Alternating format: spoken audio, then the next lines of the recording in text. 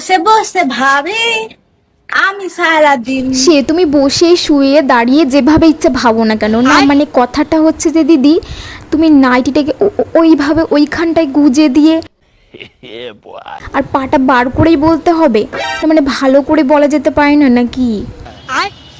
বড় হয়ে গেছি মা, বয়সটা হচ্ছে বিয়েতে এবার আমার দিন। আপনার মায়া লাগে না আমাকে দেখে?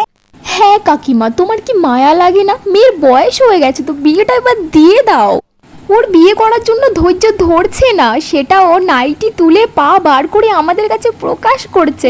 তুমি কি সেটা বুঝতে পারছো না কাকিমা? তোকে কোনো ছেলে না পছন্দ করলে সেই দায়িত্বটা কি আমার? এই রে, কাকিমা সত্যি কথাটা বলে দিল। দেখবো না, আমি ওকে বলেছি তুই খুঁজে নিয়ে, আমি তো পাচ্ছি না ছেলে খুঁজে। না মানে কোন ছেলে খাল কেটে কুমির আনতে চাই বলো তো? না দিদি, তুমি যেভাবে নাইটি ফাইটি তুলে এখানে ওখানে ভাঁজ করে থাই ফাই দেখিয়ে আমাদের সামনে আসছো, তো কোন ছেলে ভরসা পায় বলো? बात तो सही है। না মানে দেখা গেল তুমি বিয়ের দিনে নাইটি পরে বিয়ে করতে বসে গেলে, মানে পুরোহিতের সামনেও নাইটি ফাইটি ওইখানটা গুজে গুজে দিয়ে থাই ফাই দেখিয়ে তুমি বিয়ে করতে বসে গেলে। তারপর বউ ভাতের দিনও যখন ফটোগ্রাফাররা তোমাকে পোজ দিতে বলবে তখনও দেখা গেল তুমি নাইটিটাকে ওইখানটায় যেখানে সেখানে গুজে দিয়ে থাই ফাই বার করে পোজ দিচ্ছ। তার পরের দিনও শ্বশুরবাড়ির থেকে লোকজনরা তোমাকে দেখতে আসলে তখনও দেখা গেল তুমি নাইটি ফাইটি ওই যেখানে সেখানে ভাজ ফাজ করে থাই ফাই দেখিয়ে তুমি প্রণাম করছো।